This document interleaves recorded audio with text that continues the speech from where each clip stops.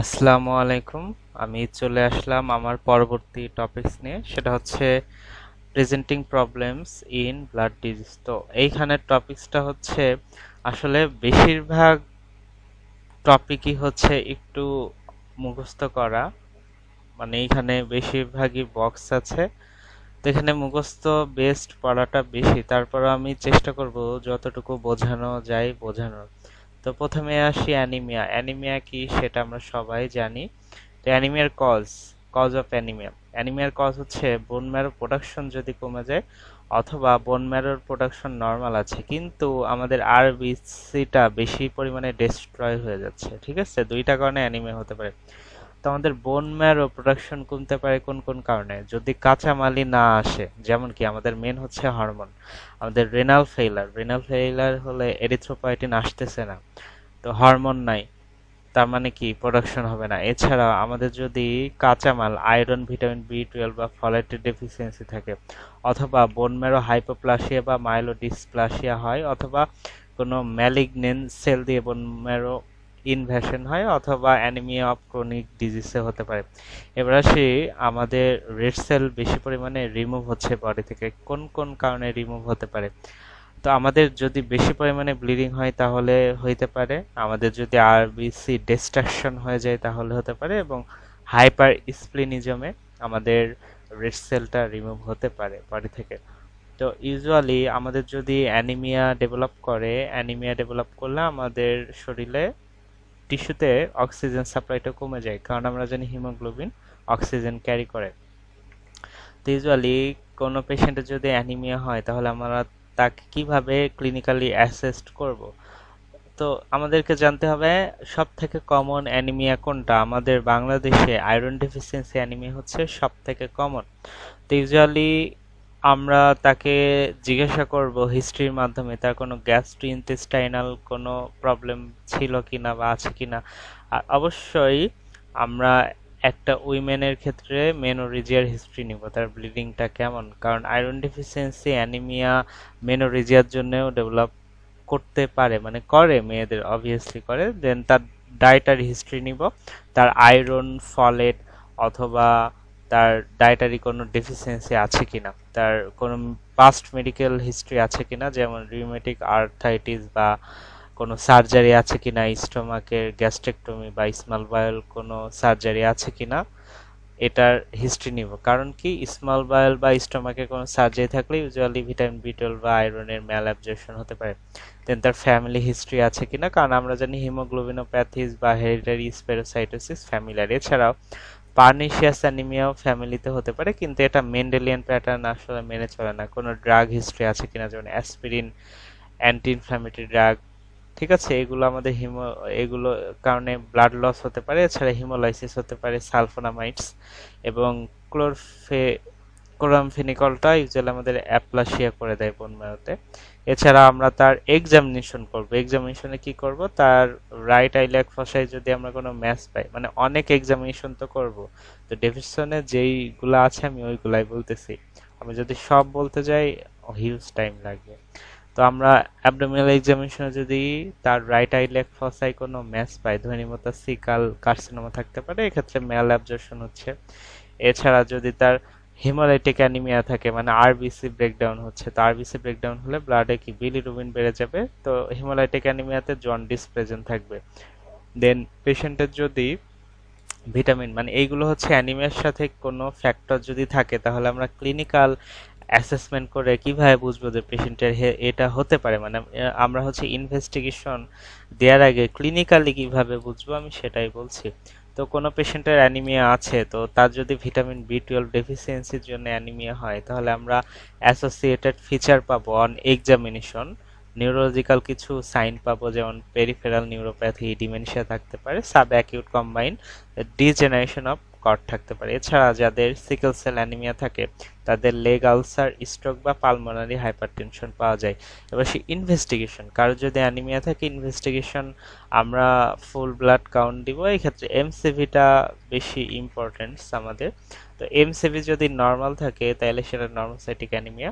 তো তো normocytic anaemia হচ্ছে ব্লাড লস বা আমাদের ক্রনিক ডিজিজের জন্য, যেটাকে বলা হয় অ্যানিমিয়া অফ ইনফ্লামেশন। যদি এমসিভি লো হয় মানে আরবিসি সাইজটা ছোট, তো এটা হচ্ছে মাইক্রোসাইটিক অ্যানিমিয়া। তো মাইক্রোসাইটিক অ্যানিমিয়ার কজ আমরা জানি আয়রন ডেফিসিয়েন্সি অ্যানিমিয়া, থ্যালাসেমিয়া ছাড়াও সিডারব্লাস্টিক অ্যানিমিয়াও হয়। তাছাড়া অ্যানিমিয়া অফ ক্রনিক ডিজিজ হচ্ছে একটি মাইক্রোসাইটিক অ্যানিমিয়া। এছাড়া এমসিপি যদি হাই থাকে ধরে নিব এটা ম্যাক্রোসাইটিক, যেটা হচ্ছে ভিটামিন বি12 ফলেটের ডেফিসিয়েন্সিতে অথবা মাইলোডিসপ্লাসিয়ার জন্য। তো এই টেবিলটায় চলে আসি। তো আমরা যখন এমসিভি দেখব, এমসিভি যদি নর্মাল থাকে 76 টু 100 ফেমটোলিটার থাকে অথবা লো থাকে মানে পেশেন্টের অ্যানিমিয়া আছে, আমরা তার ফুল ব্লাড কাউন্ট দিলাম এবং তার এমসিভি দেখলাম যে নর্মাল বাট তার অ্যানিমিয়া, সেক্ষেত্রে আমরা কি করব? মানে এমসিভি লো অথবা নর্মাল যদি থাকে তাহলে তার আমরা পেরিফেরাল ব্লাড ফিল্ম করব এবং রেটিকুলোসাইট দেখব। যদি রেটিকুলোসাইট হাই হয় তার মানে কি আমাদের বোন ম্যারোর প্রোডাকশন বেশি। তো বোন ম্যারোর প্রোডাকশন কখন বাড়িয়ে দেয়? যখন বডি থেকে ব্লাড বাইরে বের হয়ে যাচ্ছে বা ব্লাড কমে যাচ্ছে। তো কোনো ব্লিডিং থাকতে পারে আন্ডারলাইং অথবা হেমোলাইসিস থাকতে পারে তার। তো হেমোলাইসিস আছে কি না এটা দেখার জন্য আমরা আরো কিছু ইনভেস্টিগেশন দেব। যেমন আমাদের ব্লাড যদি ব্রেকডাউন হয় তাহলে কি বিলিরুবিন বাড়বে, ল্যাকটেজ ডিহাইড্রোজিনেস বাড়বে, তাই না? এগুলো বাড়বে, আরো আছে পরে বলতেছি। তো ইউজুয়ালি যদি এই ক্ষেত্রে রেটিকুলোসাইট হাই পাইলে আমরা ধরে নেব এগুলা থাকতে পারে, কিন্তু যদি রেটিকুলোসাইট নর্মাল থাকে দেন আমরা প্রথমেই হচ্ছে তার এমসিএইচ দেখব। এমসিএইচ কম মানে হাইপোক্রোমিক, সেই ক্ষেত্রে আমরা দেখব তার আয়রনটা ঠিক আছে কিনা। ফেরিটিন দেখব, ফেরিটিন যদি লো থাকে ধরে নিব তার আয়রন ডেফিসিয়েন্সি হয়েছে এবং কেন হয়েছে ওর কজটা আমরা বের করব এবং তার ট্রিটমেন্ট করব। দেন আমরা যদি তার টার্গেট সেল পাই বা ব্যাজোফিলিক স্টিপলিং পাই, মেনলি টার্গেট সেল যদি পাই আমরা ধরে নেব তার থ্যালাসেমিয়া হতে পারে। সেক্ষেত্রে হিমোগ্লোবিন ইলেক্ট্রোফোরেসিস করব। তো হিমোগ্লোবিন ইলেক্ট্রোফোরেসিসে যদি হিমোগ্লোবিন A2 বেড়ে যায়, আমরা জানি অ্যাডাল্ট হিমোগ্লোবিন হচ্ছে A, তো এখানে A2 বাড়ছে মানে কি তার বিটা থ্যালাসেমিয়ার কোনো সমস্যা আছে, তাই না? যদি তার হচ্ছে A2টা নর্মাল থাকে ধরে নেব আলফা থ্যালাসেমিয়া ট্রেট থাকতে পারে। দেন ফ্যামিলি হিস্ট্রি নিব, তার মামার কোনো প্রবলেম ছিল কিনা বা ফ্যামিলিতে আদার কোনো প্রবলেম ছিল কিনা। এবার ডাইমরফিক, যদি ডাইমরফিক হয় আমরা অবশ্যই বোন ম্যারো স্টাডি করব। দেন সিডারোব্লাস্ট আছে কিনা, যদি সিডারোব্লাস্ট পাই সেটা সিডারোব্লাস্টিক অ্যানিমিয়া। তো যদি আমরা এইটাও পাইতেছি না এটা পাইতেছি না তাইলে ধরে নিব নন স্পেসিফিক। তো নন মানে ডাইমরফিকও পাচ্ছি না, হাইপোক্রোমিয়াও পাচ্ছি না, ওটা হচ্ছে নর্মাল, তার কালারটা নর্মাল, তাইলে আমরা ধরে নিব এটা নন স্পেসিফিক। দেন আমরা আবার আয়রন টেস্ট করব। আয়রন টেস্টটা যদি নর্মাল থাকে বা হাই, এখানে কি আমরা ফেরিটিন করছি তাই না, ফেরিটিনের লো পাইছি, আমরা ধরে নিয়েছি এটা আয়রন ডেফিসিয়েন্সি অ্যানিমিয়া। তো এই ক্ষেত্রে আমরা আয়রন করে যদি নর্মাল পাই তাহলে তো আয়রন ডেফিসিয়েন্সি হওয়ার প্রশ্নই আসে না। তো আমরা ধরে নেব iron anaemia of chronic disease. তো আমরা সেই মোতাবেক ইনভেস্টিগেশন করব, তাও যদি আমরা না পাই দেন আমরা কি করব, বোন ম্যারো স্টাডি করব। ঠিক আছে? যদি হিমোগ্লোবিন 8-এর নিচে আসে, ইউজুয়ালি মানে 80 গ্রাম পার লিটারের নিচে আসে। এবার আসি এমসিভি যদি হাই হয় 100-এর বেশি দেন কি করব? তো এমসিভি হাই মানে কি ম্যাক্রোসাইটিক অ্যানিমিয়া। তো ম্যাক্রোসাইটিক অ্যানিমিয়ার কজ আমরা জানি অ্যালকোহল, লিভার ডিজিজ, দেন হচ্ছে হাইপোথাইরয়েডিজম, দেন হচ্ছে ড্রাগস। এছাড়া পার্নিশিয়াস অ্যানিমিয়ার কারণেও আমাদের মেগালোব্লাস্টিক অ্যানিমিয়া মানে এমসিভি বাড়তে পারে। তো এইগুলো আমরা প্রথমে তার হিস্ট্রিতে কোশ্চেন করব, এগুলো যদি না থাকে আমরা ব্লাড ফিল্ম করব, রেটিকুলোসাইট দেখব। তো প্রথমে দেখব আমরা কি এখানে এমসিভি বাড়ছে। তো এমসিভি বাড়ে এটা অবশ্যই মেগালোব্লাস্টিক অ্যানিমিয়া হতে পারে, তাই না? তো সেই ক্ষেত্রে আমরা হচ্ছে কিছু এক্সামিনেশন করব, এইখানে যেভাবে আছে আমি সেভাবেই বলি। তো রেটিকুলোসাইট সাইজে বড় হয় তাই না, তো সেই ক্ষেত্রে দেখব তার কালার যদি পলিক্রোমাশিয়া থাকে বা রেটিকুলোসাইট বেশি থাকে ধরেই নেব ব্লিডিং বা হেমোলাইসিস হচ্ছে। তো হেমোলাইসিস হলে কি ব্লাডে দেখব বিলিরুবিন কেমন। হেমোলাইসিসের ফিচার হচ্ছে ব্লাডে বিলিরুবিন বাড়বে, ল্যাকটেজ ডিহাইড্রোজিনেস বাড়বে এবং ব্লাডের যে আরবিসি ওটা স্পেরোসাইটিক কিনা ওটা দেখব, কোনো ফ্র্যাগমেন্টস আছে কিনা এবং কুমস টেস্ট করব, ঠিক আছে, আরবিসিটা ব্রেকডাউন হচ্ছে কিনা, তার এগেইনস্টে কোনো অ্যান্টিবডি প্রডিউস আছে কিনা। এই ক্ষেত্রে আমরা কুমস টেস্ট করব, এটা পজিটিভও হতে পারে। তো ডাইমরফিক পাইলে বোন ম্যারো স্টাডি করব, দেন দেখব এটা সিডারোব্লাস্টিক অ্যানিমিয়া কিনা। দেন আমরা হচ্ছে যদি দেখি যে রেড ব্লাড সেল কম, ম্যারো স্টাডি করব, মাইলোডিসপ্লাসিয়া থাকতে পারে। টার্গেট সেল পাইলে আমরা লিভার ফাংশন টেস্টটা করে দেখতে পারি। হাইপার সেগমেন্টেড নিউট্রোফিল যদি পাই, আমরা ধরেই নিব ফোলেট বা ভিটামিন বি12 এর ডেফিসিয়েন্সি, এটা লো থাকলে আমরা কেন এটা কমছে সেইটা ইনভেস্টিগেশন করব। এছাড়াও কোনো ড্রাগের জন্য হচ্ছে কিনা সেই হিস্ট্রিটাও নিব। এটা জাস্ট একটা রিডিং দিব জানার জন্য, হ্যাঁ, এটা মুখস্থ করার মতো কিছু নাই। সে হাই হিমোগ্লোবিন, তো আমাদের হিমোগ্লোবিন যখন বাড়ে এই কন্ডিশনকে ইউজুয়ালি পলিসাইথেমিয়া বলা হয়ে থাকে, ঠিক আছে।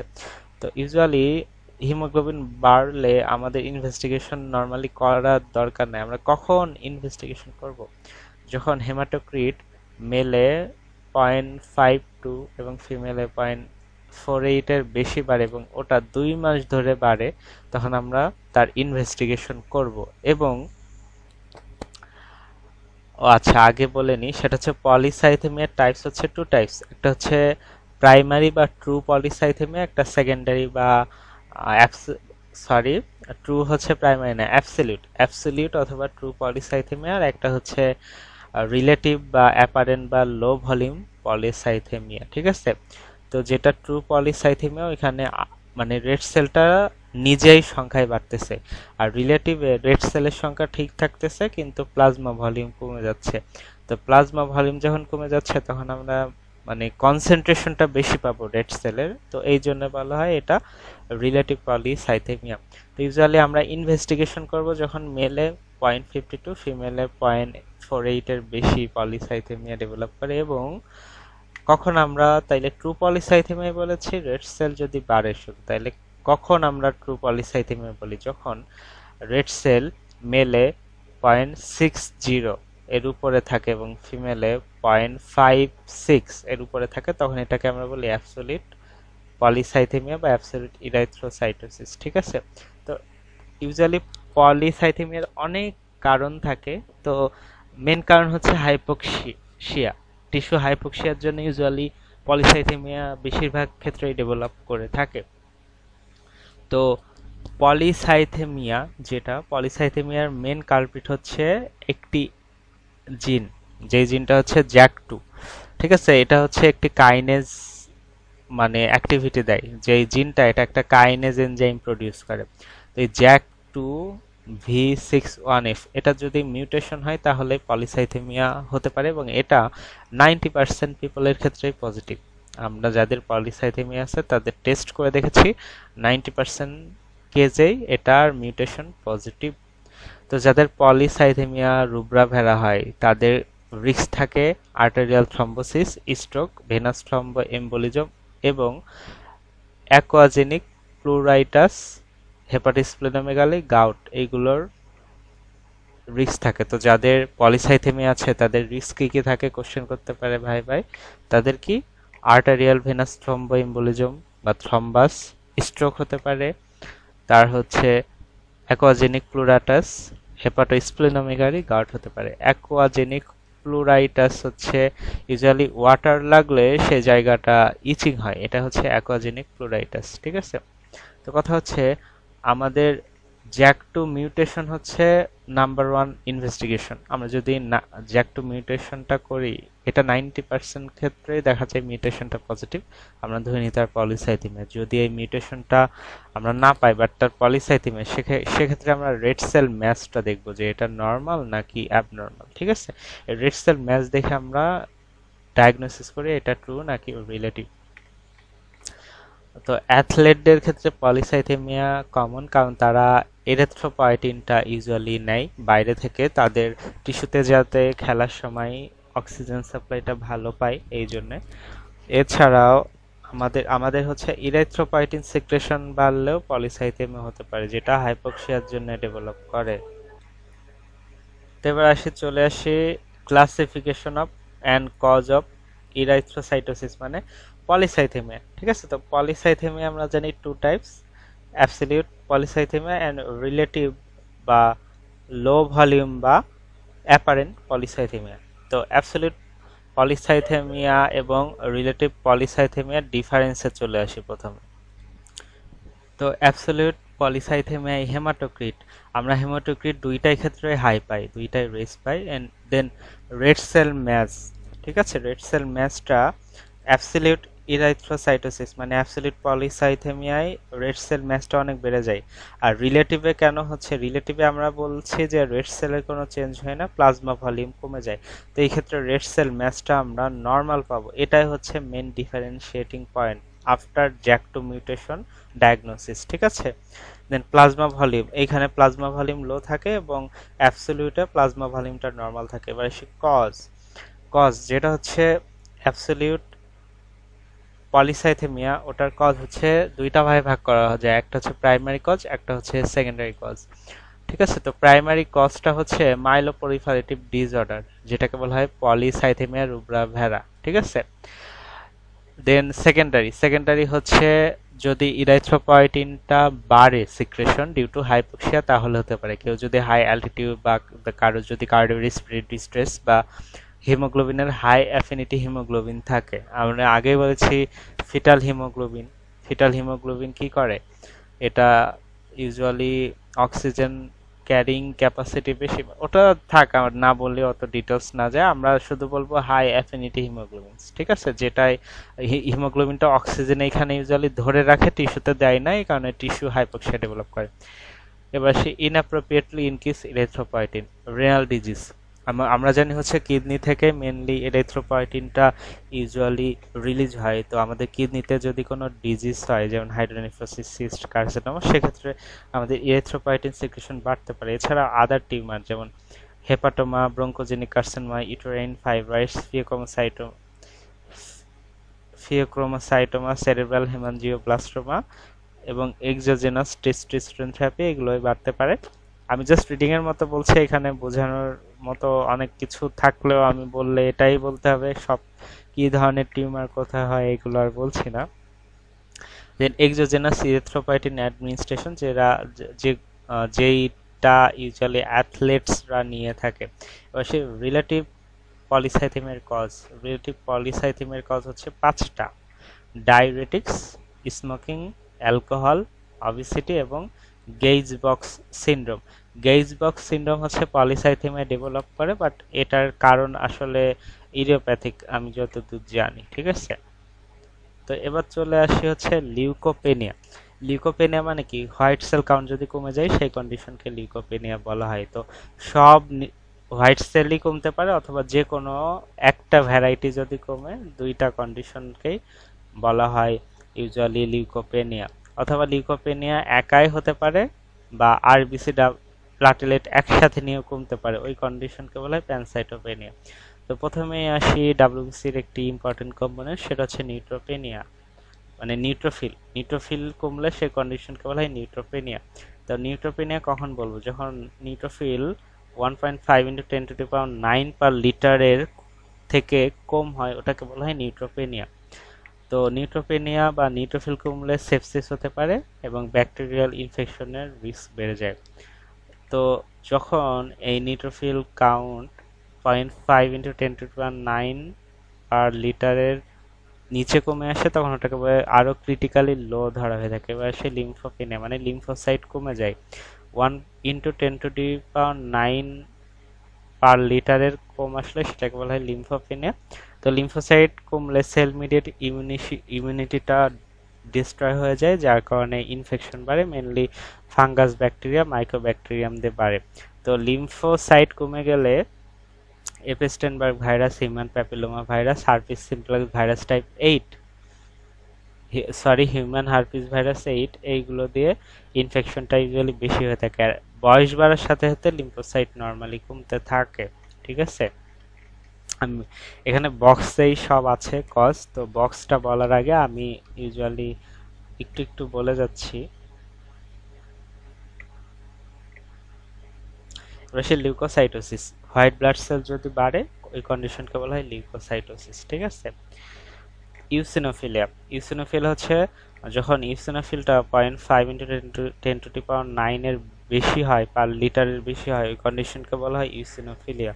তো ইউসিনোফিলিয়া বাড়ে কোন কোন কন্ডিশনে? Usually parasitic infection, allergic reaction, এছাড়া ইউনোলজিক্যাল বিভিন্ন ডিসঅর্ডার যেমন পলিআর্টেরাইটিস, সার্কোইডোসিস, এছাড়াও লিম্ফোমাতে বাড়তে পারে। এই ক্ষেত্রে যেই ইউসিনোফিলিয়াটা হয় এটা শর্ট লিভ। এখন কথা হচ্ছে কিছু কিছু ক্ষেত্রে ইউসিনোফিলিয়া অনেক লং লিভ। কোন কোন ক্ষেত্রে? মাইলোপ্রলিফারেটিভ ডিসঅর্ডার, মাইলোপ্রলিফারেটিভ ডিসঅর্ডারের মধ্যে অ্যাকিউট মাইলয়েড লিউকোমিয়াতে ইউসিনোফিল যেটা বাড়ে ওটা অনেক পারসিস্টেন্টলি রেইজ থাকে, মানে অনেক দিন ধরে ইউজুয়ালি সেটা ব্লাডে বেশি পরিমাণে দেখা যায়। এছাড়াও হাইপার ইউসিনোফিলিক সিনড্রোমেও এটা লং লিভ থাকতে পারে। তো ইউসিনোফিল ব্লাডে বাড়ে একটা জিনের মিউটেশনের জন্য বাড়তে পারে, জিনটা হচ্ছে একটা এনজাইম অ্যাকচুয়ালি, মানে টাইরোসিন কাইনেজ এনজাইম। তো টাইরোসিন কাইনেজ এনজাইমের জন্য যে জিনটা মানে টাইরোসিন কাইনেজ এনজাইমটা যেই জিন প্রডিউস করে ওই জিনের মিউটেশনের জন্যও ইউজুয়ালি হতে পারে। অ্যাকচুয়ালি এটা টাইরোসিন কাইনেজ জিনের জন্য না, টাইরোসিন কাইনেজের জন্য যে রিসেপ্টর থাকে ওই রিসেপ্টরের জিনের মিউটেশনের জন্য ইউজুয়ালি হয়। ওই রিসেপ্টরটা ইউজুয়ালি আমাদের platelet derive growth factor receptor, যেটাকে আলফা বিটা বা সি কিড বলা হয়ে থাকে। তো যার ইউসিনোফিলিয়া বাড়তেছে অনেক বেশি, হ্যাঁ ঠিক আছে, তো ওই ক্ষেত্রে আমরা ট্রিটমেন্ট দিতে পারি টাইরোসিন কাইনেজ ইনহিবিটর, যেমন ইমাটিনিব। তো ইউসিনোফিলিয়া আমাদের বাড়তেছে, বাড়লে আমাদের সমস্যাটা কি? ইউসিনোফিলিয়ার অনেক প্রবলেম আছে। ইউসিনোফিল বাড়লে আমাদের অর্গান ড্যামেজ হয়, এরা অর্গানে ইনফিলট্রেট করতে পারে, যেমন আমাদের heart, lungs, GIT, skin, musculoskeletal সিস্টেমকে ডিস্ট্রয় করে দিতে পারে। এই জন্য ইউসিনোফিলিয়ার অবশ্যই ট্রিটমেন্ট দরকার। পাশে লিম্ফোসাইটোসিস, মানে লিম্ফোসাইট কাউন্ট বাড়লে ওটাকে বলা হয় লিম্ফোসাইটোসিস, যেটা হচ্ছে 3.5 × 10⁹ পার লিটারের বেশি হলে ওটাকে বলা হয় লিম্ফোসাইটোসিস। চলে আসে বক্স কজ। নিউট্রোফিলিয়া আমরা সবাই জানি বক্স, তারপরও একবার আমি ওভারভিউ বলে যাচ্ছি। নিউট্রোফিল কখন কখন বাড়ে? ইনফেকশনে বাড়ে, mainly bacterial, fungal, trauma, infection, MI, pulmonary embolism, sickle cell ক্রাইসিসে বাড়ে, ইনফ্লামেশন যেমন গাউট, আরএ, ঠিক আছে, আলসারেটিভ কোলাইটিস, ক্রোনস ডিজিজে বাড়ে, ম্যালিগন্যান্সি যেমন সলিড টিউমার, হজকিন লিম্ফোমাতে বাড়ে। এছাড়া মাইলোপ্রলিফারেটিভ ডিজিজ যেমন পলিসাইথেমিয়া, সিএমএল। ফিজিওলজিক্যাল কজ হচ্ছে এক্সারসাইজ, প্রেগন্যান্সি। নিউট্রোপেনিয়া, কখন নিউট্রোফিলটা কমে? ইনফেকশন, কোন কোন ইনফেকশনে? ভাইরাল, খুবই ইম্পর্টেন্ট। তো এটা আমরা মনে রাখতে পারি সালমান ভাই, সালমান থেকে সালমোনেলা ব্যাকটেরিয়া, একমাত্র ব্যাকটেরিয়া, মানে এখানে একটার এক্সাম্পল দেয়া সালমোনেলা, সালমোনেলাতে ইউজুয়ালি নিউট্রোফিল কমে। দেন হচ্ছে সালমান, মানের এমতে হচ্ছে ম্যালেরিয়া, ম্যালেরিয়া প্যারাসাইট বা প্রোটোজোয়ার জন্য কমতে পারে নিউট্রোফিল। আর যে কোনো ভাইরাস, ভাই থেকে ভাইরাসে কমে। ড্রাগস, কোন কোন ড্রাগস এটা পরে বলতেছে। অটো ইমিউন বা কানেকটিভ ডিজিজ, অটো ইমিউনের মধ্যে আছে কানেকটিভ টিস্যু ডিজিজ, এই জন্যেও নিউট্রোফিল কমতে পারে। এছাড়া অ্যালকোহল, বোন ম্যারো ইনফিলট্রেশন যেমন leukaemia, myelodysplasia, congenital Kostmann syndrome, constitutional Afro Caribbean বা মিডল ইস্টার্ন ডিসেন্টে বাড়তে পারে। তো আমাদের সব মনে রাখার দরকার না, আমরা কয়েকটা মনে রাখবো ইম্পর্টেন্ট দেখে। ইউসিনোফিল কখন বাড়ে? ইউসিনোফিল বাড়ে অ্যালার্জিতে, যেমন hay fever, asthma, eczema, infection, parasitic কোনো ইনফেকশনে, drug, hypersensitivity, gold sulphonamides, vasculitis যেমন হচ্ছে ওয়েগনার গ্রানুলোমাটোসিস, যেটাকে বলা হয় গ্রানুলোমাটোসিস উইথ পলিঅ্যাঞ্জাইটিস। এছাড়াও ইউসিনোফিলিক গ্রানুলোমাটোসিস উইথ পলিঅ্যাঞ্জাইটিস বা চার্লস স্ট্রাউস, যেটাকে বলা হয় কানেকটিভ টিস্যু টিউমার এই ডিজিজ, যেমন হচ্ছে পলিআর্টারাইটিস নোটোসা। এছাড়াও ম্যালিগন্যান্সি যেমন সলিড টিউমার, লিম্ফোমা। এছাড়াও প্রাইমারি বোন ডিসঅর্ডার যেমন myeloproliferative disorder, AML, hyper eosinophilic সিনড্রোমে বাড়তে পারে। এবার আসি ব্যাজোফিল। ব্যাজোফিল বারে হচ্ছে মাইলোপ্রলিফারেটিভ ডিসঅর্ডার যেমন পলিসাইথেমিয়া, সিএমএল। তারপর হচ্ছে acute hypersensitivity, ulcerative colitis, Crohn's disease, iron deficiency.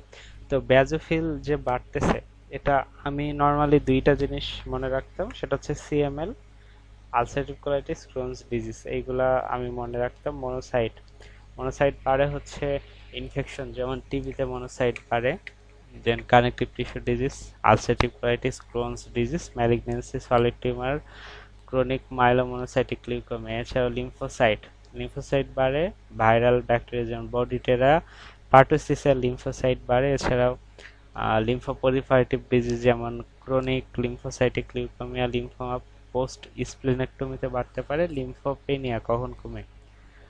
Inflammation যেমন connective tissue disease, lymphoma, renal failure, sarcoidosis, drugs, glucocorticoid, cytotoxic ড্রাগে কমতে পারে। এছাড়া কনজেনিটাল এসসিআইতে মানে সিভিয়ার কম্বাইন্ড ইমিউনোডেফিসিয়েন্সি, এইচআইভিতে কমে। এখন আসি আমাদের নিউট্রোফিল যে বাড়তেছে, নিউট্রোফিল যে কমতেছে, কোন কোন ড্রাগের কারণে আমাদের নিউট্রোফিল কাউন্ট কমে? তো এখানে দেখতে পাচ্ছি অনেক ড্রাগস আছে, তো আমি ড্রাগের নামই তো বলবো। তো এখানে যেহেতু দেখা যাচ্ছে আমরা যেগুলা পারি মুখস্থ করতে বা মনে রাখতে ওইগুলো মনে রাখবো। তো সব থেকে কমন হচ্ছে পেনিসিলামাইন, পেনিসিল, ন্যাপ্রোক্সেন, কার্বিমাজোল, কুইনিডিন, দেন হচ্ছে ক্যালসিয়াম চ্যানেল ব্লকার যেগুলো আছে, এছাড়াও টিসিএ, অ্যামিট্রিপ্টাইলিন, ঠিক আছে। তারপর ফেনাইটোইন, সোডিয়াম ভ্যালপোরেট, যেগুলো আমরা মনে রাখতে পারি অ্যাকচুয়ালি। এবার চলে আসি লিম্ফ অ্যাডেনোপ্যাথি, ঠিক আছে। লিম্ফ অ্যাডেনোপ্যাথি মানে হচ্ছে আমাদের লিম্ফ নোডস এনলার্জমেন্ট হচ্ছে, এটা হচ্ছে লিম্ফ অ্যাডেনোপ্যাথি। তো ইউজুয়ালি লিম্ফ অ্যাডেনোপ্যাথির কজ আমি আগে বলেছি, বিনাইন কোনো টিউমার বা ম্যালিগন্যান্ট টিউমার অথবা রিঅ্যাক্টিভ লিম্ফ অ্যাডেনোপ্যাথি হতে পারে। তো লিম্ফ অ্যাডেনোপ্যাথিটা রিঅ্যাক্টিভ নাকি কোনো ম্যালিগন্যান্সির জন্য হচ্ছে, এটা আমরা কিভাবে ডিফারেন্সিয়েট করব? যদি রিঅ্যাক্টিভ নোডস হয়, রিঅ্যাক্টিভ কোনো লিম্ফ অ্যাডেনোপ্যাথি হয়, তাহলে লিম্ফ নোডসটা বড় হবে খুব তাড়াতাড়ি এবং ব্যথা থাকবে। আর ম্যালিগন্যান্স ডিজিজের জন্য মেনলি হেমাটোলজিক্যাল যদি কোনো ডিজিজ থাকে, তাহলে আমাদের ওই লিম্ফ নোডস যেটা বড় হচ্ছে ওখানে কোনো পেইন থাকবে না, ঠিক আছে। Then causes of lymph adenopathy আগে বক্সটা বলে নিই, সেটা হচ্ছে যে কোনো infection, neoplasm, connective tissue disease, sarcoidosis, amyloidosis, drugs. কোন ড্রাগস? ফেনাইটোইন। আমাদের ফেনাইটোইন লিম্ফ অ্যাডেনোপ্যাথি করে, খুবই ইম্পর্টেন্ট যেহেতু একটা ড্রাগেরই নাম আছে। তো ইনফেকশনের মধ্যে ব্যাকটেরিয়াল আছে, streptococcus, TB, brucellosis, viral, Epstein Barr virus, HIV, protozoa, toxoplasmosis, fungal যেমন হিস্টোপ্লাজমোসিস, নিওপ্লাজিয়া। যেমন প্রাইমারি, আমাদের লিম্ফ নোডসের প্রাইমারি আছে lymphoma and leukaemia. Then secondary আমাদের লাংস, ব্রেস্ট, এছাড়াও থাইরয়েড, স্টোমাক থেকে আসতে পারে, স্কিন থেকেও কিন্তু আসতে পারে যেহেতু লিম্ফ নোডস সুপারফিশিয়ালও থাকে কিছু কিছু। কানেকটিভ টিস্যু ডিজিজ যেমন হচ্ছে আরএএসএল-তে হতে পারে, সার্কোইডোসিস, অ্যামাইলোইডোসিস, ফেনাইটোইন। তো কথা হচ্ছে আমাদের লিম্ফ নোডস একটা এনলার্জ হচ্ছে,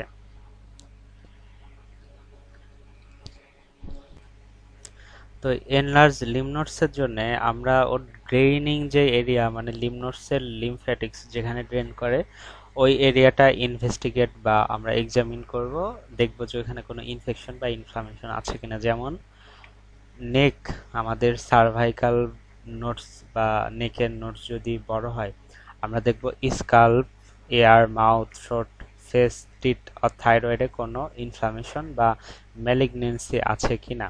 অ্যাক্সিলারি নোডস যদি বড় হয় আমরা ব্রেস্ট দেখব ম্যালিগনেন্সি আছে কিনা। ইঙ্গুইনাল নোডস যদি বড় হয় আমরা পেরিনিয়াম এবং এক্সটার্নাল জেনিটালিয়া দেখব, এগুলোই কোনো ম্যালিগনেন্সি আছে কিনা।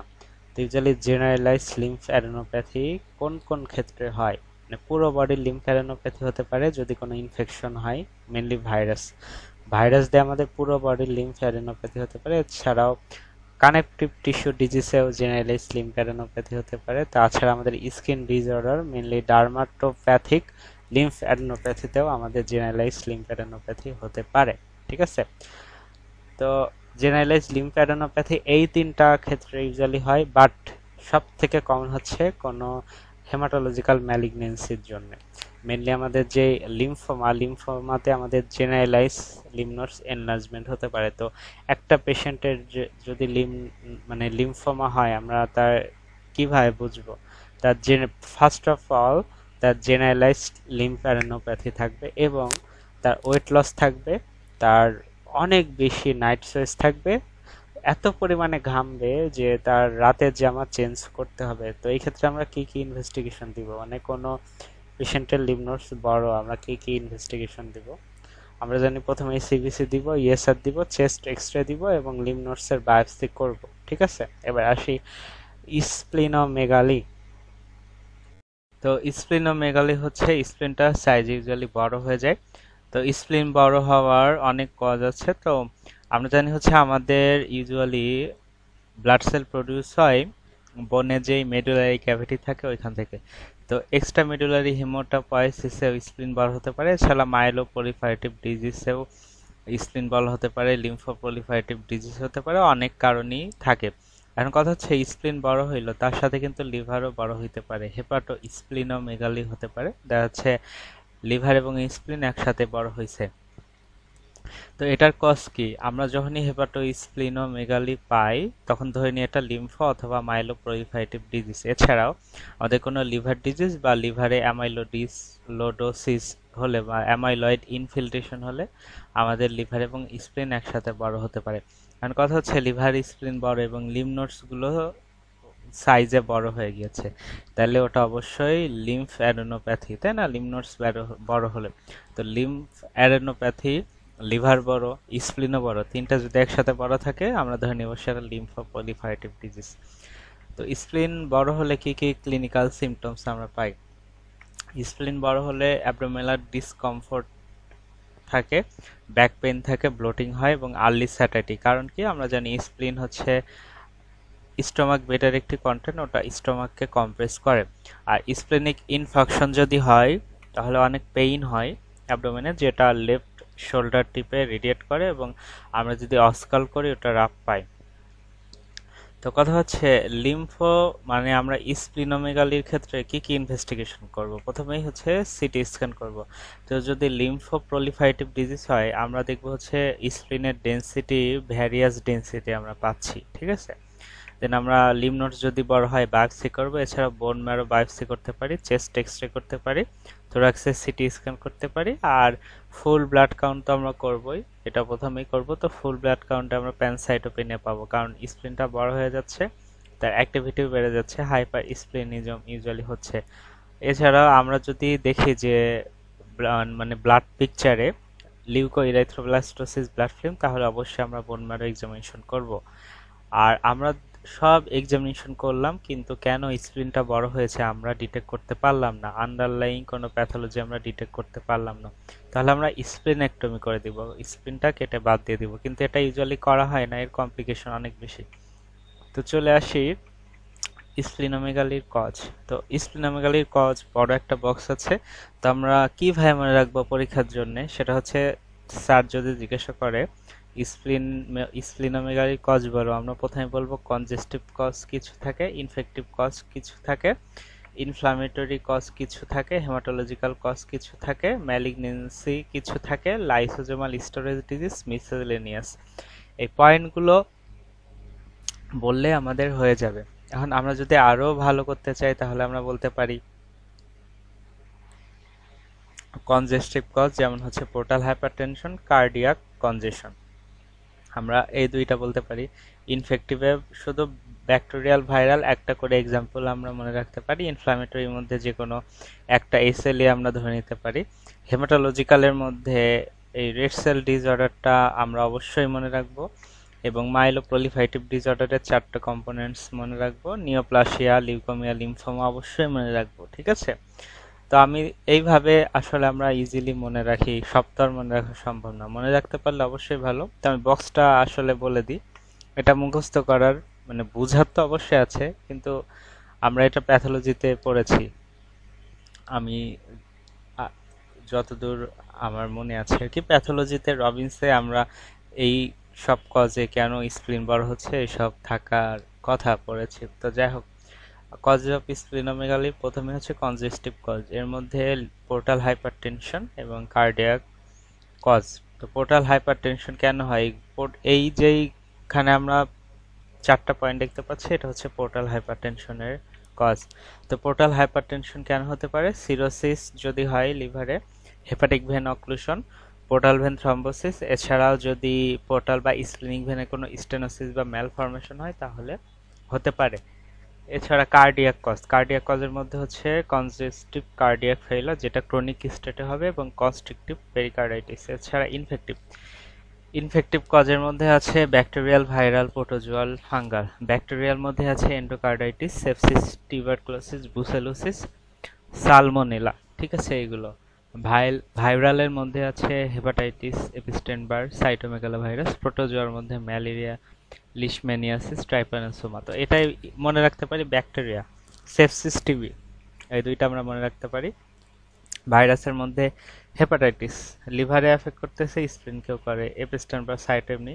আর প্রোটোজোয়া এগুলো কিন্তু আমরা হেমোফ্যাজেলেটস পাচ্ছি সবগুলো। ম্যালেরিয়া, ট্রাইপানোসোমা, লিশম্যানিয়া সবই হচ্ছে ইউজুয়ালি ব্লাডে হেমোফ্লাজেলেটস। Fungal, histoplasmosis. ঠিক আছে, আর সেই ইনফ্লামেটরি বা গ্রানুলোমাটাস ডিসঅর্ডার, এর মধ্যে আছে ফেল্টিস সিনড্রোম, যেটা রিউমেটিক আর্থ্রাইটিসে পাওয়া যায়, এবং সার্কোইডোসিস, এসএলই। তো ইনফ্লামেটরি বা গ্রানুলোমাটাস ডিসঅর্ডারে দুইটা মনে রাখবো, আরএ মানে রিউমাটয়েড আর্থ্রাইটিস, এসএলই। মানে আমাদের যেটা ইজি মনে হবে ওইগুলাই মনে রাখবো, সব মনে রাখতে পারলে তা মাশাআল্লাহ। হেমাটোলজিক্যাল কজ, রেড সেলের যদি কোনো ডিসঅর্ডার থাকে। কি কি? Hereditary spherocytosis, megaloblastic anaemia, haemoglobinopathies, then autoimmune haemolytic anaemia. ঠিক আছে, মাইলোপ্রলিফারেটিভ ডিসঅর্ডার। তো মাইলোপ্রলিফারেটিভ ডিসঅর্ডারের মধ্যে কি কি আছে? CML, myelofibrosis, polycythaemia rubra vera, essential thrombocythaemia, neoplasia, leukaemia, lymphoma. ঠিক আছে, লিউকেমিয়ার মধ্যে সিএমএল যেটা, সেটা বেশি ইম্পর্টেন্ট অ্যাকচুয়ালি। এবার আসি ম্যালিগন্যান্সি, মেটাস্ট্যাটিসও হতে পারে, বাট এটা লেয়ার স্প্লিন হয় না। দেন হচ্ছে লাইসোজোমাল স্টোরেজ ডিজিজের মধ্যে হচ্ছে গচার্স ডিজিজ আর নেইম্যান-পিক ডিজিজ। মিসেলেনিয়াস হচ্ছে আমাদের স্প্লিনে কোনো সিস্ট হতে পারে, অ্যামাইলয়েড, থাইরোটক্সিকোসিস বা হেমোফ্যাগোসাইটিক সিনড্রোমের কারণেও ইউজুয়ালি হতে পারে। এবার চলে আসি হচ্ছে ব্লিডিং। ঠিক আছে, তো ব্লিডিং এর ক্ষেত্রে আমাদের কি কি হিস্ট্রি নিব? ব্লিডিং এর ক্ষেত্রে আমরা দেখব সাইট অফ ব্লিডিং। আমরা যদি পাই ব্লিডিংটা মাসেলে, জয়েন্টে এবং রেট্রোপেরিটোনিয়াল বা ইন্ট্রাক্র্যানিয়াল, মানে এটা কি মাসেল, জয়েন্ট, এগুলো ডিপ স্ট্রাকচার, তো ধরেই নেব কোয়াগুলেশন ফ্যাক্টরের ডিফিসিয়েন্সি। আর যদি পারপুরা পাই আমরা, ঠিক আছে, যেটা হচ্ছে সুপারফিশিয়াল কাট এবং এপিস্ট্যাক্সিস, জিআইটি ব্লিডিং, হেমোরেজ, মেনোরিজিয়া। তো এইগুলো হচ্ছে আমরা ইউজুয়ালি বাইরে থেকে চোখে দেখতে পারতেছি, এবং সুপারফিশিয়াল এটা হচ্ছে প্লাটিলেটের কোনো প্রবলেমের জন্য। মনলি প্লাটিলেটের সংখ্যা যদি কমে যায়, তাদের ফাংশনে যদি কোনো সমস্যা। এছাড়া ভ্যান উইলবার ডিজিজেও এটা আমরা পাই। দেন হচ্ছে দেখব ব্লিডিংটা কতদিন ধরে হচ্ছে, ডিউরেশন। ঠিক আছে, দেন প্রিসিপিটেটিং কজ, এটা স্পন্টিনিয়াসলি হচ্ছে নাকি কোনো আঘাতের জন্য হচ্ছে। যদি স্পন্টিনিয়াসলি হয়, ওটা আমরা ধরে নিব অনেক সিভিয়ার কোনো ডিফেক্ট আছে। দেন তার প্রিভিয়াস কোনো সার্জারি হয়েছে কিনা, যেমন ডেন্টাল এক্সট্রাকশন, টনসিলেক্টমি, সার্কামসিশন। এই তিনটা হচ্ছে খুবই স্ট্রেসফুল কন্ডিশন, যেখানে ইউজুয়ালি আমাদের কোয়াগুলেশন যেই প্রসেস, ওটাকেই টোটালি এরা হ্যাম্পার করে দেয়। খুবই স্ট্রেসফুল কন্ডিশন। তো কথা হচ্ছে, একটা পেশেন্টের সার্জারি করলাম, তারপরে কিন্তু তার নর্মালি ব্লিডিং হতে পারে, ওটাকে সার্জিক্যাল ব্লিডিং বলে। বাট নর্মালি যতটুকু ব্লিডিং হওয়ার কথা, তার থেকে বেশি ব্লিডিং হচ্ছে সার্জারির পরপরই। ঠিক আছে, তখন আমরা ধরে নিব তার প্লাটিলেটে কোনো সমস্যা। সার্জারির পর যদি ব্লিডিংটা বন্ধ না হয়, হতেই থাকে, ওটা ধরে নিব প্লাটিলেটের সমস্যা। কারণ কি, আমরা জানি প্লাটিলেট হচ্ছে প্রাইমারি প্লাটিলেট প্লাক ফর্মেশন করে, যেটা একদম ইনজুরির পরে সাথে সাথে আমাদের ব্লিডিংটা ইউজুয়ালি বন্ধ করে দেয়। তো কথা হচ্ছে, ব্লিডিংটা সার্জারি করলাম, সার্জারির পরে ব্লিডিংটা ইউজুয়ালি বন্ধ হলো। ঠিক আছে, বন্ধ হলো বা কমলো, কিন্তু কিছুক্ষণ পরে ব্লিডিংটা আবার হচ্ছে, মানে ডিলে হেমোরেজ। ওই ডিলে হেমোরেজ যদি হয়, তাহলে আমরা ধরে নিব এটা কোয়াগুলেশন ফ্যাক্টরের কোনো ডিফেক্টের জন্য। এই যে এখানে দেখতে পাচ্ছি, পোস্ট সার্জিক্যাল ব্লিডিং হলে ধরে নিব প্লাটিলেটের কোনো সমস্যা, আর ডিলে হেমোরেজ হলে কোয়াগুলেশন ডিফেক্ট। নর্মালি সার্জারির পর ব্লিডিং হতেই পারে, ফিজিওলজিক্যালি ব্লিডিং হতেই পারে, বাট এক্সেসিভ যদি ব্লিডিং হয়। দেন আমরা হচ্ছে ফ্যামিলি হিস্ট্রি তার নিব, যেমন হচ্ছে হেমোফিলিয়া। হেমোফিলিয়া কিন্তু ফ্যামিলি হিস্ট্রি কমন, বাট 1/3 পাবলিকের কিন্তু ফ্যামিলি হিস্ট্রি ছাড়াই হেমোফিলিয়া হতে পারে। এছাড়াও ফ্যাক্টর 7, 8, 13 এইগুলা হচ্ছে রিসেসিভলি ইনহেরিটেড ফ্যামিলিয়ার ডিফেক্টিভলি। যদি কোনো ফ্যামিলিয়ার ডিফেক্ট থাকে এগুলো ইউজুয়ালি কমে যেতে পারে পরিমাণে। কোনো ড্রাগস আমরা দেখব। তো কথা হচ্ছে আমাদের ব্লিডিং যে হচ্ছে, ব্লিডিং এর ম্যানিফেস্টেশন আমরা কিভাবে করব? আমরা খালি চোখে দেখে ক্লিনিক্যালি আমরা বুঝতে পারি যে একজনের ব্লিডিং হচ্ছে। তো ইউজুয়ালি ব্লিডিংকে অনেকগুলো ক্যাটাগরিতে ভাগ করা যায়। আমরা আগে জানি পারপুরা, পিটিচি, একাইমোসিস, ঠিক আছে? তো পিটিচি আর পারপুরা যেটা, এটার সম্পর্কে আমরা জানি। পিটিচি আর পারপুরা হচ্ছে মাইনর ব্লিডিং, যেটা ডার্মিসে হবে। আমরা যদি হাত দিই ওটা দেখব ফ্ল্যাট এবং নন ব্লাঞ্চিং, মানে কোনো উঁচু না, একদম স্কিনের সাথে ফ্ল্যাট, এবং এটা মাইনর ব্লিডিং। তাইলে ধরে নিব এটা হচ্ছে প্লাটিলেটের সমস্যা। প্লাটিলেটের সংখ্যা কমছে, না হয় প্লাটিলেটের ফাংশনের সমস্যা। মনে রাখবো ইজিলি, পিটাচিয়া মানে পিটেচিয়াল হেমোরেজ ফর প্লাটিলেট। পিতে পিটেচিয়াল আর পিতে প্লাটিলেট, পারপুরাও পিতে, যাই হোক মানে মনে রাখবো হচ্ছে পিটেচিয়া মানে প্লাটিলেট। ওকে, দেন হচ্ছে পারপুরা। পারপুরাটার ক্যারেক্টারিস্টিক ফিচার কি? আমরা যদি হাত দিই তাহলে আমরা বুঝি যে এখানে একটা ব্লিডিং হয়েছে, একটু উঁচু থাকে, ঠিক আছে? এটা হচ্ছে পারপুরা মানে পালপেবল। তো পারপুরা যদি হয় আমরা ধরে নিব তার হচ্ছে ভাসকুলাইটিস, মানে ভেসেলে কোনো সমস্যা হয়েছে। এছাড়াও যদি পেশেন্টের একাইমোসিস, ব্রুইজিং থাকে, একাইমোসিস বা ব্রুইজিং এগুলো ডিপ টিস্যুতে হয়ে যায়, ঠিক আছে? মানে স্কিনের ডিপে হয়। স্কিনের অনেক লেয়ার থাকে, ডার্মিস, এপিডার্মিস। তো ডার্মিসের আবার অনেক লেয়ার থাকে, তো ডিপ লেয়ারে ইউজুয়ালি এগুলো হয়। তো ইনিশিয়ালি এগুলো ডার্ক রেড বা পার্পেল থাকে, পরবর্তীতে এগুলো ইয়েলো হয়ে যায় due to breakdown of haemoglobin, ঠিক আছে? তো আমাদের যদি রেট্রোপেরিটোনিয়াল ব্লিডিং হয় আমরা দেখব যে তার আম্বিলিকাসের চারিদিকে একটা হেমাটোমা, অথবা তার ফ্লাঙ্কটা, ইউজুয়ালি মানে ফ্লাঙ্কে হেমাটোমা থাকতে পারে, ঠিক আছে? কোনো পেশেন্টের যদি টেলেনজেক্টাসিয়া থাকে তার লিপ বা টাঙ্গে ব্লিডিং থাকতে পারে। এছাড়া হেমোফিলিয়াতে জয়েন্ট ব্লিডিং হয়, এই জন্য আমরা জয়েন্টগুলো দেখবো হেমাটাসিস প্রেজেন্ট আছে কিনা। তো এখানে একটা বক্স আছে, বক্সটা বলি। সেটা হচ্ছে নন থ্রম্বোসাইটোপেনিক পারপুরা, মানে আমাদের হচ্ছে থ্রম্বোসাইটের মানে প্লাটিলেটটা কমে নাই। হ্যাঁ, প্লাটিলেটটা নর্মাল আছে কিন্তু তার পারপুরা হচ্ছে। এই কজগুলো কি? সিনাইল পারপুরা, প্রথমে কোনো পার্সনের যদি বয়স বাড়ে তাহলে স্যার পারপুরা হতে পারে, এটাকে বলা হয় সিনাইল পারপুরা। এছাড়াও ফ্যাকটিসিয়াস পারপুরা, হেনোচ ইচকনলেন পারপুরা, ভাস্কুলাইটিস, প্যারাপ্রোটিনেমিয়াস পারপুরা ফালমিনেন্স, যেটা হচ্ছে ডিআইসিতে ইউজুয়ালি হয়, ঠিক আছে? বক্সগুলো আমরা পরে নিব, কারণ বক্স তো আসলে বোঝাতে গেলে বহু টাইম লাগবে। আমার মেকানিজমগুলা সবই বোঝার বিষয়, বাট আমরা নিজেরা একটু দেখে নেব। হচ্ছে থ্রম্বোসাইটোপেনিয়া। থ্রম্বোসাইটোপেনিয়া হচ্ছে প্লাটিলেট কাউন্ট যদি কমে যায়, ওই কন্ডিশনকে বলা হয় থ্রম্বোসাইটোপেনিয়া। এটা দুইটা কারণে হতে পারে। একটা হচ্ছে আমাদের প্লাটিলেট তৈরি হচ্ছে না বোন ম্যারো থেকে, আর একটা হচ্ছে তৈরি হচ্ছে কিন্তু ওটা ব্লাডে আসার পর ডিস্ট্রয় হয়ে যাচ্ছে কোনো অ্যান্টিবডি বা অন্য কোনো মেকানিজমে। তো ইউজুয়ালি আমাদের যদি প্লাটিলেট প্রডিউস না হয় আমরা ধরে নিব তার বোন ম্যারোতে কোনো সমস্যা। যদি পেরিফেরিতে আসার পর ব্রেকডাউন হয়ে যায় আমরা ধরে নিব কোনো অটো অ্যান্টিবডি আছে, অথবা ডিআইসি থাকতে পারে। থাকতে পারে না মানে এইগুলাই হয় অ্যাকচুয়ালি। তো ইউজুয়ালি আমাদের নর্মাল প্লাটিলেট যদি 20 × 10⁹ পার লিটারের নিচে চলে আসে তাহলে স্পন্টিনিউয়াস ব্লিডিং হয়, ঠিক আছে? অথবা প্লাটিলেটের ফাংশনে যদি কোনো সমস্যা হয় নর্মাল কাউন্ট থাকা সত্ত্বেও, তাহলে কিন্তু স্পন্টিনিউয়াস ব্লিডিং হতে পারে। তো স্পন্টিনিউয়াস ব্লিডিং আমরা দেখব পারপুরা বা পিটিচি বা ব্লুইজিং এগুলো হচ্ছে। তো কথা হচ্ছে যদি প্লাটিলেট কাউন্ট 10 × 10⁹ পার লিটারের নিচে চলে আসে ওটাকে বলা হয় সিভিয়ার থ্রম্বোসাইটোপেনিয়া। তো সিভিয়ার থ্রম্বোসাইটোপেনিয়া হলে আমাদের রেটিনাল হেমোরেজ হয় এবং ইন্ট্রাক্র্যানিয়াল ব্লিডিং হয়, যেটা খুবই ফ্যাটাল, ঠিক আছে? তো আমরা হচ্ছে কারো প্লাটিলেট যদি কমে যায় আমরা তার বোন ম্যারো স্টাডি করে দেখব মেগা ক্যারিওসাইট অনেক বেড়ে গিয়েছে। কারণ প্লাটিলেট নাই, তো বোন ম্যারো চেষ্টা করবে যে প্লাটিলেট বেশি বেশি প্রডিউস করা, সেই ক্ষেত্রে বোন ম্যারোতে মেগা ক্যারিওসাইট অনেক বেড়ে যাবে। তো কথা হচ্ছে আমরা কাদেরকে প্লাটিলেট ট্রান্সফিউজ করব? প্লাটিলেট ট্রান্সফিউজ আমরা তাদেরকেই করব যাদের প্লাটিলেট কাউন্ট এই 10 × 10⁹ পার লিটারের নিচে চলে আসছে এবং যাদের বোন ম্যারোতে প্রাইমারি ডিফেক্টই আছে যে প্লাটিলেট তৈরি হচ্ছে না। তো তো চলে আসি কজেস অফ থ্রম্বোসাইটোপেনিয়া, অনেক বড় একটা টেবিল। তো ইজিলি যেভাবে মনে রাখবো, প্রথম পয়েন্ট হচ্ছে ডিক্রিজ প্রোডাকশন আর সেকেন্ড পয়েন্ট হচ্ছে ইনক্রিজ কনজাম্পশন। তো ডিক্রিজ প্রোডাকশনের মধ্যে লিখবো marrow hypoplasia, marrow infiltration, haematinics deficiency, familial thrombocytopathies. তো এইগুলো মেনলি লিখবো, লিখে এর মধ্যে আমরা একটা করে দিতে পারি, এটাই অনেক, বা একটা দুইটা যাই পারি।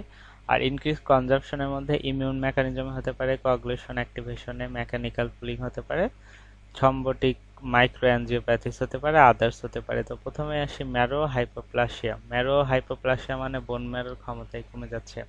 এটা কোন কোন কন্ডিশনে হতে পারে? চাইল্ডহুড বোন ম্যারো ফেইলার হতে পারে, যেটা ফ্যানকোনিস অ্যানিমিয়া তে দেখা যায়। এছাড়া ডিসকেরাটোসিস কনজেনিটা হয়। এছাড়া amegakaryocytic thrombocytopenia, idiopathic aplastic anaemia, drug induce যেমন সাইটোটক্সিক বা অ্যান্টিমেটাবোলাইটস। এছাড়াও transfusion associated graft versus host ডিজিজে হতে পারে। তো ম্যারো হাইপোপ্লাসিয়াতে কমনগুলো আমরা মনে রাখতে পারি, যেমন হচ্ছে aplasia of the bone marrow এইভাবে বলতে পারি, ড্রাগ ইনডিউস বলতে পারি। আর ম্যারো ইনফিল্ট্রেশন, বোন ম্যারোতে যদি কোনো ইনফিল্ট্রেশন হয়, তো এটা ইজি ভাবে মনে রাখতে পারি, সেটা হচ্ছে বোন ম্যারোতে যদি কোনো ম্যালিগনেন্সি হয়, মানে ব্লাডের কোনো ম্যালিগনেন্সি যদি হয়, তাহলে বোন ম্যারো ইনফিল্ট্রেশনটা কমন আমরা জানি, যেমন লিউকোমিয়া, মাইলোমা, কার্সিনোমা। এছাড়া মাইলোফাইব্রোসিসে ফাইব্রাস টিস্যু দিয়ে ইনফিল্ট্রেট হয় ম্যারো। এছাড়া অস্টিওপোরোসিস, লাইসোজোমাল স্টোরেজ ডিজিজ যেমন গুচাস ডিজিজ হতে পারে। হেমাটোনিক্স ডেফিসিয়েন্সি যেমন ভিটামিন বি 12 বা ফলেট ডেফিসিয়েন্সি হতে পারে। ফ্যামিলিয়ার যেমন মায়োসিন হেভি চেইন অ্যাবনর্মালিটি, যেটা অ্যালপোর্ট সিনড্রোম বা ফিটজনার সিনড্রোম। এছাড়াও হেগলিন অ্যানোমালিতে পাই। অনেক কঠিন, আমরা ইজিগুলো মনে রাখবো, ঠিক আছে? আর সব মনে রাখতে পারলে তো হইলো। এছাড়া Bernard Soulier syndrome, Montreal platelet syndrome, Wiskott Aldrich syndrome, যেটায় প্লাটেলেট স্মল থাকে। দেন হচ্ছে মেডিটেরিয়ানস ম্যাক্রোথ্রম্বোসাইটোপ্যাথি। ইনক্রিজ কনজাম্পশন, প্রথমেই ইমিউন মেকানিজম, যার মধ্যে আছে ITP, neonatal alloimmune thrombocytopenia, post transfusion purpura, drug যেমন quinine, vancomycin, heparin, coagulation activation, যেটা ডিআইসিতে হতে পারে, মেকানিক্যাল পুলিং, যেমন স্প্লিনটা যদি সাইজে বড় হয়ে যায়, থ্রম্বোটিক মাইক্রোঅ্যাঞ্জিওপ্যাথি, যেটা হয় হিমোলাইটিক ইউরেমিক সিনড্রোম বা atypical haemolytic uraemic syndrome, liver disease, thrombotic thrombocytopenic purpura, preeclampsia, others যেমন হচ্ছে gestational thrombocytopenia, type 2B von Willebrand disease. আমি প্যানসাইটোপেনিয়া পর্যন্ত আলোচনা করব, অনেক ইনফো। থ্রম্বোসাইটোসিস মানে প্লাটেলেট কাউন্ট যদি বেড়ে যায়, তাহলে ওটাকে বলা হয় থ্রম্বোসাইটোসিস। তো থ্রম্বোসাইটোসিসের টাইপস কি? থ্রম্বোসাইটোসিসের টাইপস হচ্ছে টু, একটা হচ্ছে রিঅ্যাক্টিভ থ্রম্বোসাইটোসিস আর একটা হচ্ছে ক্লোনার থ্রম্বোসাইটোসিস। তো রিঅ্যাক্টিভ থ্রম্বোসাইটোসিসের কজ হচ্ছে অ্যাকিউট অ্যান্ড, মানে রিঅ্যাক্টিভ থ্রম্বোসাইটোসিসের মানে হচ্ছে ইউজুয়ালি বোন ম্যারোতে কোনো সমস্যা নাই, বাট অন্য কোনো কারণে প্লাটিলেট বেড়ে যাচ্ছে। আর ক্লোনাল থ্রম্বোসাইটোসিস মানে হচ্ছে আমাদের যেই ক্লোন সেলের মেন বোন ম্যারোতেই সমস্যা, ঠিক আছে?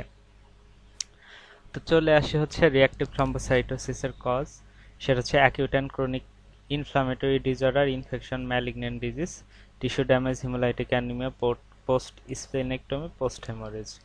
Clonal thrombocytosis, primary thrombocythaemia, polycythaemia rubra vera, chronic myeloid leukaemia, myelofibrosis. এটা হচ্ছে মাইলোপ্রলিফারেটিভ ডিজিজ। আমরা ক্লোনাল থ্রম্বোসাইটোসিস হয় মাইলোপ্রলিফারেটিভ ডিজিজ, বাট আমরা জানি এটা হচ্ছে ইসেনশিয়াল থ্রম্বোসাইথেমিয়া, এইভাবে আমরা রাখবো। এছাড়া মাইলোডিসপ্লাস্টিক সিনড্রোম। মাইলোডিসপ্লাস্টিক সিনড্রোমের ক্যারেক্টার কি? মাইলোডিসপ্লাস্টিক সিনড্রোমে আমরা পাই কি? তিনটা খুবই ইম্পর্টেন্ট। সেটা হচ্ছে আমরা রিফ্র্যাক্টরি অ্যানিমিয়া পাই, বোন ম্যারোতে রিং সিডারোব্লাস্ট পাই, আর থ্রম্বোসাইটোপেনিয়া, তিনটা একসাথে পাই। তো কথা হচ্ছে আমরা যখন পেরিফেরাল ব্লাড ফিল্ম করব, তখন প্লাটেলেট কাউন্ট যদি বাড়ে, সেটা রিঅ্যাক্টিভ নাকি ক্লোনাল, এটা আমরা কিভাবে বুঝবো?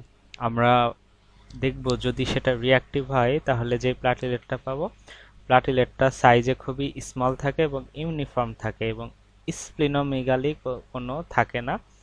আর যদি তার হচ্ছে রিঅ্যাক্টিভ থ্রম্বোসাইটোসিস কোনো ইনফ্লামেশন বা আদার কোনো ডিজিজের জন্য হয়, সেই কন্ডিশনটা তার শরীরে প্রেজেন্ট থাকবে, ঠিক আছে। আর এটা ডিজিজটা ভালো হলে রিঅ্যাক্টিভ থ্রম্বোসাইটোসিসটা আলটিমেটলি আবার ঠিক হয়ে যায়, মানে প্লাটেলেট কাউন্ট আবার কমে নর্মাল হয়ে যায়, ঠিক আছে। এবার সে হচ্ছে আমরা জানি পলিসাইথেমিয়া রুব্রা ভেরা, যেটা ওইখানে ইউজুয়ালি আমি আগে বলেছিলাম স্ট্রোক হতে পারে, ইসকেমিয়া হতে পারে, ঠিক আছে, থ্রম্বোসিস হতে পারে। তো পলিসাইথেমিয়া রুব্রা ভেরার মতো ইসেনশিয়াল থ্রম্বোসাইটোপেনিয়ায়ও থ্রম্বোসিস হতে পারে, ব্লিডিং হতে পারে, স্ট্রোক হতে পারে, ট্রানজিয়েন্ট ইসকেমিক অ্যাটাক হতে পারে, অ্যামাউরোসিস ফাগাংস হতে পারে, ডিজিটাল ইসকেমিয়া হতে পারে, গ্যাংগ্রিন হতে পারে, অ্যাকোজেনিক প্লুরাইটাস হতে পারে, স্প্লিনোমেগালি বা সিস্টেমিক আপসেস হতে পারে। কথা হচ্ছে অ্যামাউরোসিস ফাগাস কি? অ্যামাউরোসিস ফাগাস হচ্ছে এত বেশি থ্রম্বাস ফর্মেশন হয় আমাদের রেটিনাল ভেসেলে, যার কারণে আমাদের রেটিনার ব্লাড সাপ্লাই কমে যায়, রেটিনাল ইসকেমিয়া। এই কন্ডিশনকে বলা হয় amaurosis fugax. Pancytopenia simultaneous present of anaemia, leukopenia, thrombocytopenia. Causes of pancytopenia মানে হচ্ছে আমাদের সব সেল যদি কমে যায়। তো প্যানসাইটোপেনিয়ার প্রথম কাজই হচ্ছে বোন ম্যারো যদি কোনো ফেইলার হয়, মানে বোন ম্যারো নিজেই তৈরি করতে পারতেছে না, অথবা বোন ম্যারোতে কোনো ইনফিল্ট্রেশন, বাইরের কোনো জিনিস এসে বসে আছে যার কারণে বোন ম্যারো তৈরি করতে প্রবলেম হচ্ছে। তাছাড়াও হেমাটোপয়েসিস ইনইফেক্টিভ, মানে কি ব্লাডের ঠিক মতো প্রোডাক্ট পাচ্ছে না, যেটার কাঁচামাল পাচ্ছে না, যার কারণে সে প্রোডাক্ট তৈরি করতে পারতেছে না। তা পেরিফেরাল পুরিং বা ডিস্ট্রাকশন, এই কারণে প্যানসাইটোপেনিয়া হয়। তো পয়েন্ট কি চারটা, সেটা হচ্ছে bone marrow failure, bone marrow infiltration, ineffective haematopoiesis and peripheral pooling. তো প্রথমে আসি হচ্ছে বোন ম্যারো ফেইলার। যদি বোন ম্যারো হাইপোপ্লাসিয়া বা অ্যাপ্লাসিয়া হয়ে যায় তাহলে হতে পারে, যেটা হেরিডিটারি, ইডিওপ্যাথিক বা ভাইরাল বা ড্রাগের জন্য হতে পারে। বোন ম্যারো ইনফিল্ট্রেশন, যে কোনো হেমাটোলজিক্যাল ম্যালিগনেন্সি, আগে বলেছি, সেখানে বোন ম্যারো ইনফিল্ট্রেশন হয়, যেমন অ্যাকিউট লিউকেমিয়া, মাইলোমা, লিম্ফোমা। এই তিনটাই হচ্ছে আমাদের লিম্ফ, মানে আমাদের acute leukaemia WBC, myeloma plasma, এবং লিম্ফোমা হচ্ছে আমাদের লিম্ফ্যাটিক সেলের কার্সিনোমা আমরা জানি। এছাড়াও যে কোনো কার্সিনোমা, হেমা হেমোফ্যাগোসাইটিক সিনড্রোম, এছাড়া মাইলোডিসপ্লাস্টিক সিনড্রোমে বোন ম্যারো ইনফিল্ট্রেশন হতে পারে। এছাড়াও ইনইফেক্টিভ হেমাটোপয়েসিস যদি ভিটামিন বি 12 এর ডেফিসিয়েন্সি থাকে, যেমন হচ্ছে মেগালোব্লাস্টিক অ্যানিমিয়া। এছাড়া এইডস হলেও কিন্তু প্যানসাইটোপেনিয়া ডেভেলপ করে। এছাড়া পেরিফেরাল প্লুলিং, আমরা জানি হচ্ছে আমাদের ব্লাড সেলগুলো স্প্লিনে স্টোর থাকতে পারে। তো স্প্লিনটা যদি সাইজে বড় হয়ে যায়, ওরা আরো বেশি সেলকে স্টোর করে রাখে, যার কারণে ইউজুয়ালি আমাদের প্যানসাইটোপেনিয়া ডেভেলপ করতে পারে। তো স্প্লিনোমেগালির কজ আমরা জানি portal hypertension, Felty syndrome, malaria, myelofibrosis, এগুলো। এছাড়াও এসএলইতে আমাদের প্যানসাইটোপেনিয়া ডেভেলপ করে। তো আজকের মতো আমার টপিক আলোচনা শেষ। খুবই বোরিং একটা অ্যানিমিয়াতে যখন আমি ঢুকবো, আশা করি মজার হবে সেটা। তো আমি এর পরবর্তী ভিডিওতে ব্লাড প্রোডাক্টস অ্যান্ড ট্রান্সফিউশন এবং আমরা হচ্ছে যেটা হেমাটোপয়েটিক স্টেম সেল ট্রান্সপ্লান্টেশন, এইগুলো আলোচনা করব। খুবই শর্ট আলোচনা করব এটা, কারণ এমবিবিএস লেভেলে খুব দরকার নাই। আমি গ্রস আলোচনা করে দেন আমি এর পরের ক্লাস থেকে ইনশাল্লাহ অ্যানিমিয়া শুরু করব। সবাইকে ধন্যবাদ।